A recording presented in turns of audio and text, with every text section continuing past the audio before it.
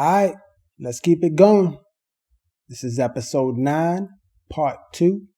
And this one's about the spirit of giving, $20, and riding a bike. All right, enjoy. Texas Forever.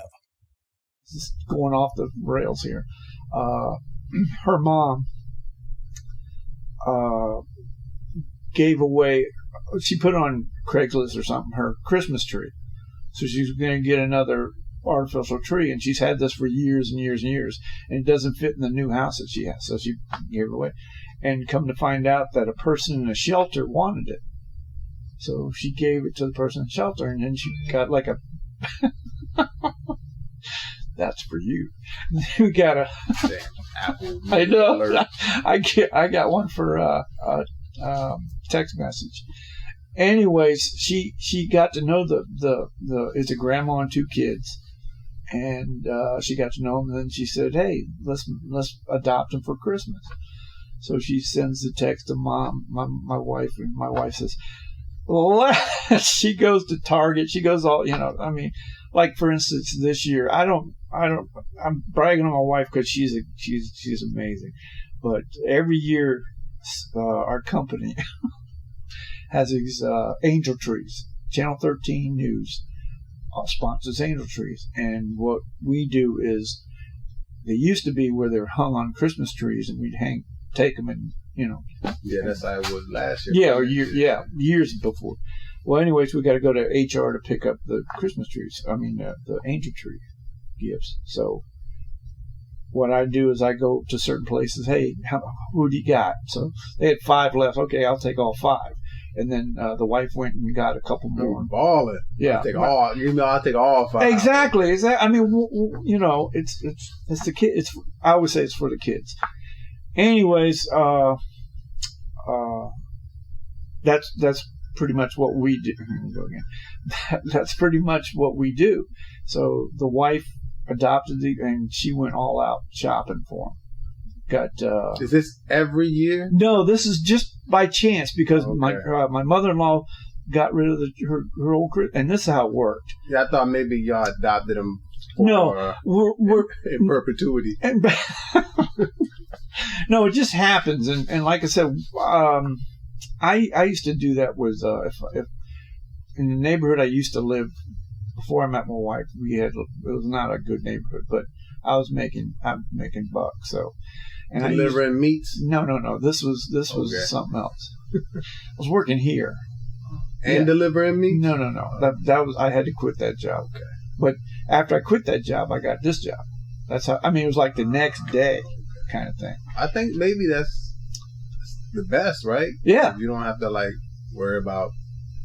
I never looked for a job. It always came. I mean, that's how fortunate I've been. Like going off on tangents.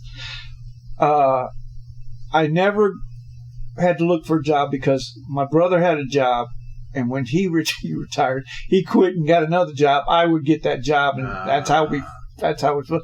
And the job that I got to deliver meat, I was working in a deli. My older brother had a job washing glasses and dishes in the kitchen, and then when he went to another job, I got that job, and then the owner of the company said, "Hey, this delivery service that we deal with is hiring. Would you like to?" And he got me into it, and a friend of mine who worked here was working there. Well, he wasn't a friend at the time, but I met him there.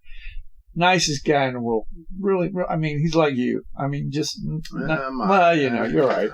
Anyways, I worked with him for a while. Then he came here, and I was working for another company. And then I decided, hey, this ain't going for me.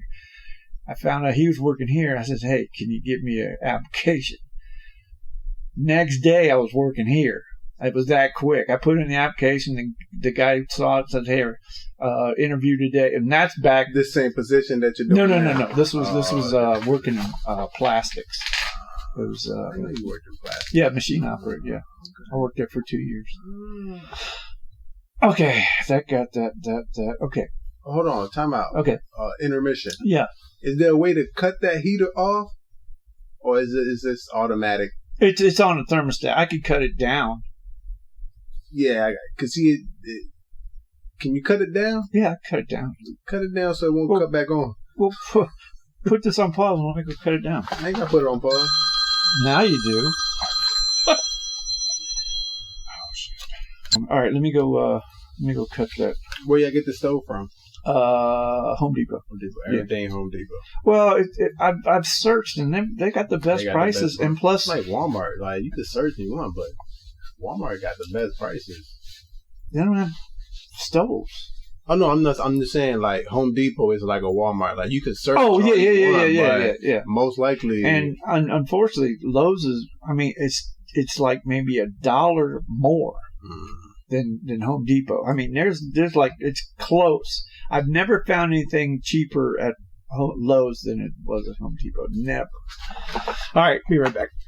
I'm going to take a dump. Can I come? No. You need help? Holler if you need some help. I'll let you know when I need that, okay? Man, we are going on 10. I know, because I hate that. Well, it works, but... Okay. And that's me trying to contain myself. I know. Every time you say something about something, well, I can go off. No, you got to throw something in there. Well, you got to finish your story because now. If you can throw something in there real quick. It's not going to be a quick one, bro. Okay. All right. The friend got me the job here. Okay. Angel Tree. Wife, great. Okay, got that. Present. Okay, that's what we're getting back to. Yeah, with the truck with no wheels. Wheels, yeah. I still remember. It's like yellow with a red cab, something like that. But anyways, it kind of changed. It kind of put an impression on me that's lasted still to this day. But it also gave me insight. And this is I didn't have the insight when I was a kid, but later in life, I'm looking at the other side. Okay, like say for instance their parents, because it was wrapped. I don't think that kid wrapped it because it looked like a parent wrapped it, and it looks like that was the best they could give because they didn't have anything, or they wanted their kid to participate, but what could they afford to do? And then I looked at it that way, and I said, sometimes you got to look at both sides, and you got to see the backside of it to say, hey, it was one of the best gifts I ever got. Because I learned something later in life that, hey, look at the other people who are doing what they're doing and reason why they're doing it, And it just opened my spirit up. That is the best gift. It opened my spirit up to say, hey, it's similar to the, what's that Mark Twain story? The Glass Man? No. It's where the husband wants a pocket watch. No. The husband buys combs for the wife's hair. Okay, these are nice combs. Okay, combs are they put them in and they're decorative where they stay in your hair. And my grandmother. Okay, yeah, all right. And the wife wants to give the husband a pocket watch holder, not a holder, but a nice chain to go with, to hold his pocket watch because it's a special gift special thing that he. So what happens is the wife, in order to make the money to buy she gets her hair cut because it was long hair. And it's worth money because they use wigs and so forth. But she got money for her haircut to buy the watch, so she buys the watch. Well, the husband didn't have money for the comb, so he sells his watch. So when they open the presents up, it's like, here, I got something for you in here, and but it's the thinking behind it, It's the thought. The thought that counts, and but like I said, it doesn't matter what you get, as long as you look at the person who's giving it and saying, hey, this is from their heart. That's what they can afford, or that's what you can give, It's the thought that counts. Yeah. It's because earlier we talked about. You said you have a hard time of accepting gifts, right? Yeah. So a lesson that I learned, my grandfather, His name was Happy. Okay. Well, it was Robert, but they called him Happy, which by the time I met him, He wasn't happy. I don't know why they called him Happy. Okay. And you couldn't understand the word that was coming out of his mouth. Not only was he country, but he was, I don't know what was coming out of his mouth. Okay. I used to have my cousins with me to interpret what he was. I used to get so nervous when he talked to us because if he knew that you wasn't understanding him, he would get even more upset, and you couldn't really understand him even more. So, It escalate, huh? Yo, can you come over here real quick? Yeah, I need some help. But he tried to give me I don't know, I was in high school or maybe going to college, or my birthday or something. Yeah. Now it wasn't my birthday because I think I would accept it if it was my birthday. I think it was just a regular, nothing special. He just wanted to give me $20. Okay. And I was like, Grandpa, no. I was doing it because I know they didn't have a lot of money. Right. So I was like, nah, I'm good. Well, come to find out, a few days later, I found out that he was really hurt by me. Oh, yeah. You know, because, you know, my parents were in the military, and it's not that you're not rich when you're in the military, but if you know how to handle your money, you're taken care of. Yeah. You're more than comfortable. Right. So I guess he looked at it as, he doesn't need my money. He's better than me. Yeah, type thing. Gotcha. Yeah. And I wasn't even thinking that. I'm trying to look out for him, and he's trying to look out for me. Yeah. But it's the same thing. Yeah. Yeah, but by me rejecting his gift, brings up what you said in one of our earlier episodes. You're taking something away from. Right. And that is something that, that it hurt, knowing that I hurt him and how he felt. That was that's you lost his blessing because you didn't take it. Yeah, and that's all he had to offer. Like, I know. I'm trying to look out for one of my grandkids and all this. Yeah. But at the time, you were not thinking. I mean, you were thinking with a full heart, saying, "Hey." The intent, and you know his situation too. That's the thing too. Well, he had. I mean, they had a bunch of kids, a bunch of grandkids. Yes. Yeah. And I'm like, well, I mean, every time when I went there, they didn't seem like they were doing good. Okay. So, but were any of them missing? The kids, like when you get there, what happened to him? Oh, don't worry about him. He's okay. I'm just joking, but there was usually somewhere working. Yeah, okay. That's what it was. Yeah. Oh, it's called bondage or slavery. Indentured slavery. Yeah, he's working off his meal right now. That was my gift. I got you. But Chris, I remember getting a bike. That was cool. That was for Christmas. That was freedom. Yeah. Free to go around the block. Yeah. My brother and I got bikes, for Christmas, and it was the coolest bike. It was gold. It was gold color. It looked like it had a banana seat on it. You know what a banana seat is?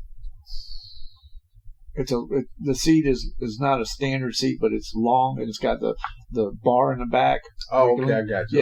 Yeah, it looks like one of them old timer joints. Right, it looks like a banana. No. No, it looks like a what do you call it? A motorcycle, a hopped up motorcycle. What do you call them? Dirt bike? No, not dirt bike, but a scooter. No. Oh, one Vespa. Oh, you're getting way cold here. What is it called? Like not a hog, but that's not. Harley Davidson. No, it's the motorcycle. It is a motorcycle. It's souped up. It's long. It's long. It's got the handle. What do you call it? It's tricked out bike, motorcycle. Okay, it's tricked out bike, but it has a sissy bar. They call it sissy bar because you can like lean back on it and, you know, raise the tire up and do that thing. But had train wheels. Okay. Let's see. I rode that thing for like maybe 6 months or so. You know, I'm getting on it. You know, and my dad was like saying, "Well, you know what time of day it is? Time to take them train wheels off and teach you how to ride a bike." How old were you? I was like 14. Yeah, I was 22. I was like, "Hey, Dad, come on, I'm early." No, it was shoot. It was in Florida too. It was about 8 or 9. 8, yeah. And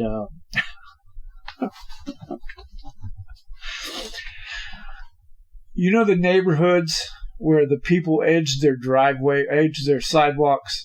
Okay, but it's a trench. It's not a clean edge where it meets the concrete. Okay. It's like a 2-inch or 3-inch gap that they dig out. That it's almost like a moat around there. Right. Well, that was the neighborhood we were known for, moats around there. So I'm pedaling this bike, you know, trying not to fall over, and he's like shoved me, and I'm like, crunch. Well, we're going the other way where the lawn is on the right hand side, right? So I'm looking at, well, I'm getting tired of falling. Okay, so I'm riding, and all of a sudden, the trench catches my front wheel, and I'm like, you know, and then bam, and I'm like crying. Would you brake? I didn't break shit, but I was like, I am not, you know, put the train wheels back on. Let that shit happen to you now. See, let me ask you again, would you brake? Let's see, I have a shoulder and a knee. Thrown out of hand in a helicopter. Exactly. And I call paramedic.